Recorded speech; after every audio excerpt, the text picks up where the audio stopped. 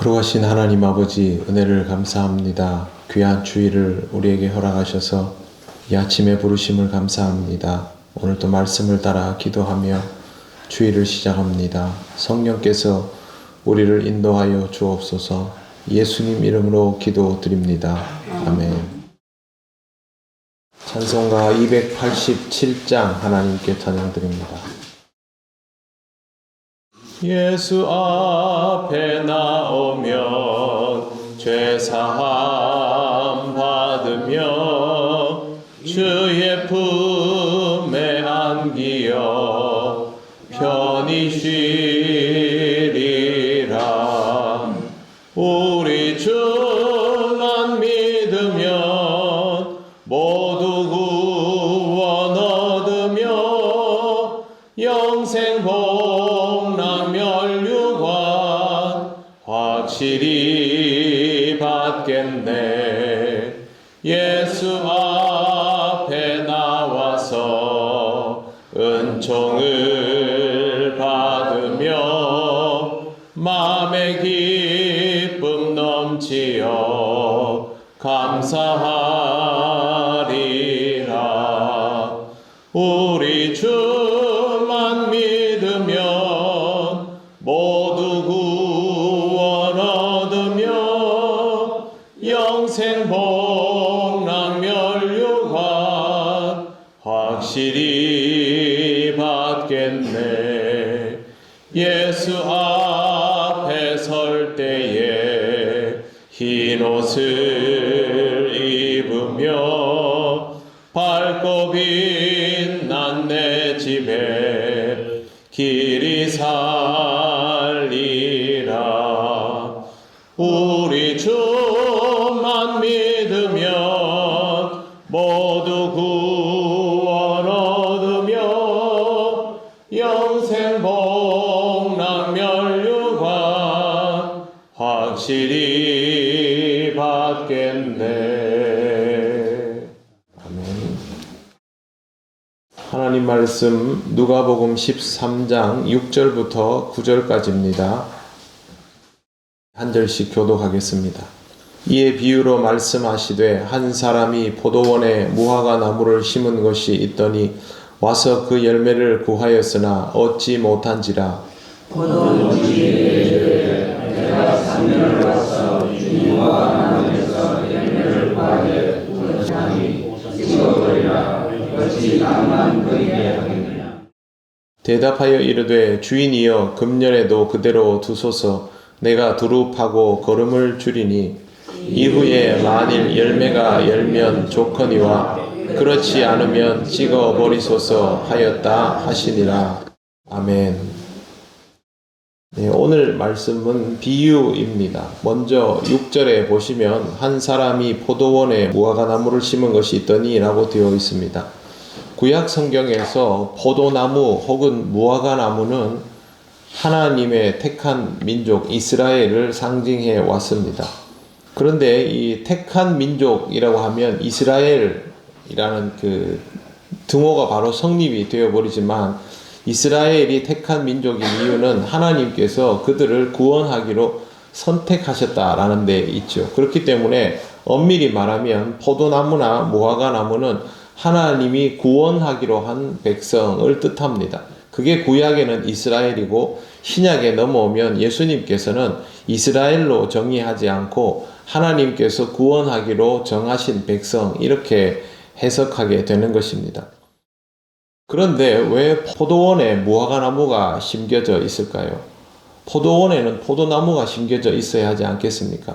일반적으로 이 유대 땅에서 무화과 나무는 그냥 아무데나 재미삼아 심어두는 그런 나무입니다. 번식력이 워낙 좋기 때문에 그냥 공터 보이면 심어 놓으면 자라서 열매가 맺히면 그럼 좀 쓸모있네. 보통 이렇게 판단되는 나무이지 따로 이렇게 재배하려고 애쓰고 그러지 않습니다. 포도나무는 거기에 비하면 훨씬 더 격이 높은 나무이지요. 포도원에 무화과 나무를 심었다라는 것은 포도원 주인이 의도적으로 무화과 나무를 선택했다는 뜻입니다. 거기에 들어갈 기준이 안 됨에도 불구하고 선택했고 거기에서부터 결실을 맺고자 하는 의지를 가졌다라는 의미인데, 오늘 성경 말씀을 보시면 포도원에 무화과 나무를 심은 것이 있더니 와서 그 열매를 구하였으나 얻지 못한지라. 일부러 열매를 얻어보려고 굳이 포도원 안에다가 두었는데 열매를 맺지 못하니까 7절 포도원 지기에게 이르되 내가 3년을 와서 이 무화과 나무에서 열매를 구하되 얻지 못하니, 3년이라는 말은 히브리인들, 유대인들도 마찬가지입니다. 3년은요, 기다릴 만큼 기다렸다라는 뜻입니다. 충분히 기다려 주었는데도 열매를 얻을 수가 없으니 찍어버리라. 어찌 땅만 버리게 하겠느냐. 쓸모없으니 버리라는 말씀입니다. 그때 8절 보시면 대답하여 이르되 주인이여 금년에도 그대로 두소서 내가 두루 파고 거름을 줄이니 라고 되어 있습니다. 포도원 지기이겠지요. 포도원 지기가 주인에게 무화과 나무를 찍어버리지 말고 두라 하면서 두루 파고 거름을 주겠다라고 합니다. 두루 파고 거름을 준다는 말은 거름을 주기 위해서 나무 둘레에 쭉 땅을 파서 그곳에 거름을 주고 정성을 다해서 돌봐서 열매를 꼭 맺게 하겠습니다. 이런 뜻입니다. 9절 보십시오. 이후에 만일 열매가 열면 좋거니와 그렇지 않으면 찍어버리소서 하였다 하시니라. 자, 여기까지 보고 나면요, 예수님의 비유의 특징을 알 수 있습니다. 비유라는 것은 굉장히 이해하기 쉽도록 설명해 놓은 것이기도 하지만 비유 속에는 아주 중요한 법칙들이 고스란히 들어 있는데요. 이거를 한번 보면은 이렇습니다.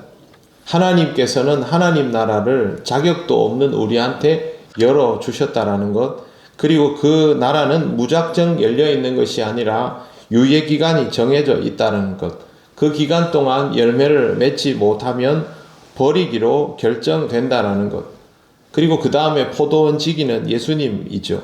그래서 예수께서 하나님에게 우리에 대한 유예를 요청하셨다는 것, 그 다음이 중요합니다.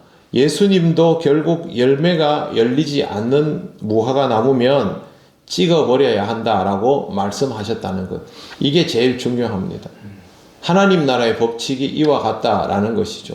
하나님 나라는 영원하지만 지난번 말씀드린 것처럼 영원하게 우리에게 열려진 기회는 아닙니다. 우리 자체가 유한한 존재이기 때문에 하나님께서 우리에게 정하여 준 시간이 있고 그 안에 열매를 맺지 못하면 예수님께서도 그 부분은 어쩔 수 없다고 하십니다. 그러므로 우리는 이 땅을 살아가면서 열매를 맺어야만 하는 인생인 것이죠. 중요한 것은 이 열매가 어떤 열매이냐 하는 겁니다. 우리가 이 땅을 살아가면서 우리가 얻고 싶은 결실이 있지 않습니까? 이 땅에서 우리가 추구하고자 하는 것들이 있지 않습니까? 그게 아닙니다. 하나님이 우리에게 원하시는 것을 맺어내어야만 그것이 결실로 유효하게 인정받을 수 있는 것입니다. 당연히 신앙적인 결실이겠죠. 신앙적 결실을 맺으려면 어떻게 해야 하느냐? 신앙적으로 살면 됩니다. 신앙적으로 꾸준히 성장해 나가다 보면 그 결실이 맺혀지게 되어 있는 것이죠. 나무가 열매를 맺을 때 가장 기본적인 공식은 나무가 나무답게 성장하는 겁니다. 그래야만 열매가 맺혀지는 것이지, 나무가 자기 스스로도 지탱하지 못하는 상태이면 양분이 나무의 끄트머리에 있는 열매의 자리까지 갈 수가 없습니다.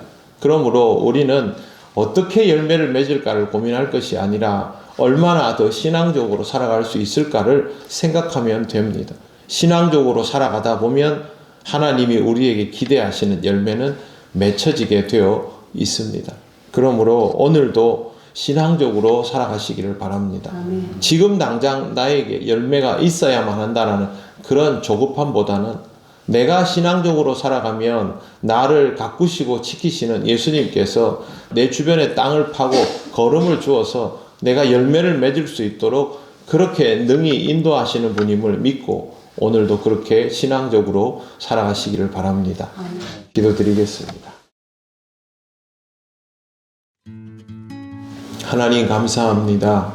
자격이 없는 우리에게 포도원을 허락하시고 그 땅에 서 있게 하시며 그 땅을 경험하게 하시고 열매를 맺기까지 기다려 주심을 감사합니다. 우리에게 정해진 시간이 있다라는 것을 잊지 않게 하시고 오늘 하루도 하나님 나라를 경험하며 살아가고 신앙적으로 더 성장하는 귀한 날이 되게 하여 주옵소서. 우리 통영교회 모든 성도들이 하나님 앞에서 오늘도 조금 더 성장하기를 원합니다. 때를 따라 아름다운 열매를 맺는 귀한 믿음의 삶이 되도록 인도하여 주시옵소서. 감사드리며 예수님 이름으로 기도드립니다. 아멘. 하늘에 계신 우리 아버지, 아버지의 이름을 거룩하게 하시며 아버지의 나라가 오게 하시며 아버지의 뜻이 하늘에서 같이 땅에서도 이루어지게 하소서. 오늘 우리에게 일용할 양식을 주시고 우리가 우리에게 잘못한 사람을 용서하여 준 것 같이 우리 죄를 용서하여 주시고 우리를 시험에 빠지지 않게 하시고 악에서 구하소서. 나라와 권능과 영광이 영원히 아버지의 것입니다. 아멘.